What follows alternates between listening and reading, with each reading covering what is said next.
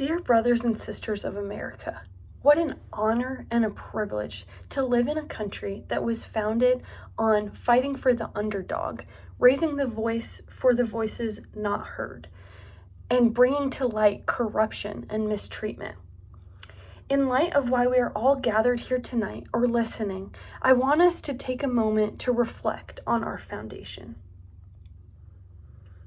As a curator at the National Air and Space Museum, I want to clue you in to what our goal for formulating this exhibit was with this incredible artifact that we have. Our overarching themes were that of showcasing technological advancements, that of bravery, and that of risk. This exhibit was designed to provoke you as audience members to consider the commemoration of our technological advancements, while also calling us to consider the consequences of human impact as a result of said technological advancements. That being said, I understand where I have some implicit bias as a historian. For the veterans and the families affected by World War II efforts, I am extremely grateful for your sacrifice. Our team in no way has tried to diminish our respect for those that serve our country. Those opposed to this exhibit have claimed that in some way this exhibit was meant to condemn the action taken at the end of the war. To those, I would say, we are an American institution and in no way want to blaspheme our country. I would urge you to think about the possibility that the voices you are listening to from organizations opposing the project are implicitly biased as well, that have formulated some idea that our organization as a whole is anti-military to begin with. To those that argue that there's emphasis on only one point of view, I would say you are correct, but that may be intentional. We are highlighting the opinions of the less heard, the underdog of ideas, which we are by no means trying to force our audience to agree with. This raises a crucial question in this debate, and that is, what makes a good exhibit, and why is the Enola Gay exhibit a good one? Of course, a good exhibit will display impressive artifacts that can educate the audience of a certain event, but I would argue that a great exhibit does more than just educate. A good exhibit should stimulate interest, cause us as an audience to question why that specific object was chosen to portray that event, and why we should care. A good exhibit should be simple enough to commemorate an event, but complex enough to evoke emotion. Visitors should walk away feeling something after also learning something.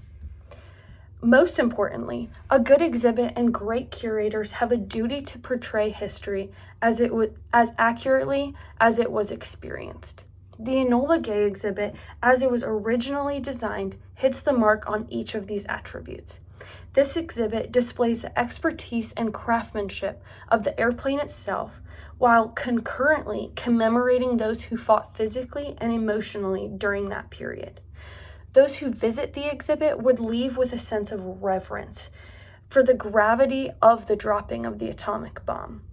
We as curators have spent extensive amounts of time researching and compiling data and stories to accurately portray the events leading up to and after the dropping of the atomic bomb. Those who simply want the exhibit to demonstrate the technologic and militant advancements would be missing a large chunk of the history.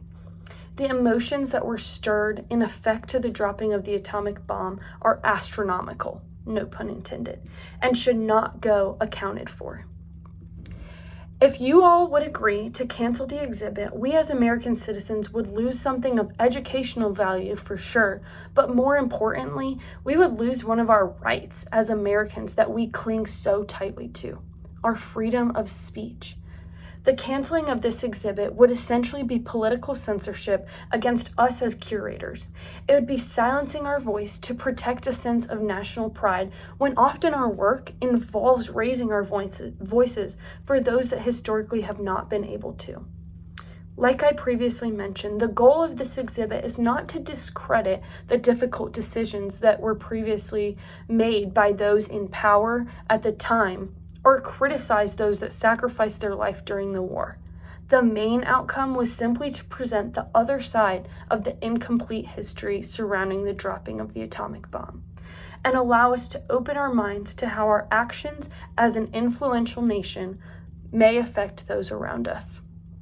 Again, fellow brothers and sisters of America, I urge you to rethink about what this exhibit could mean for all of us. Regardless of prejudice, regardless of bias, adopt a contemplative mindset that considers this exhibit as commemoration in the context of consequences, which were felt by many around the world. Thank you.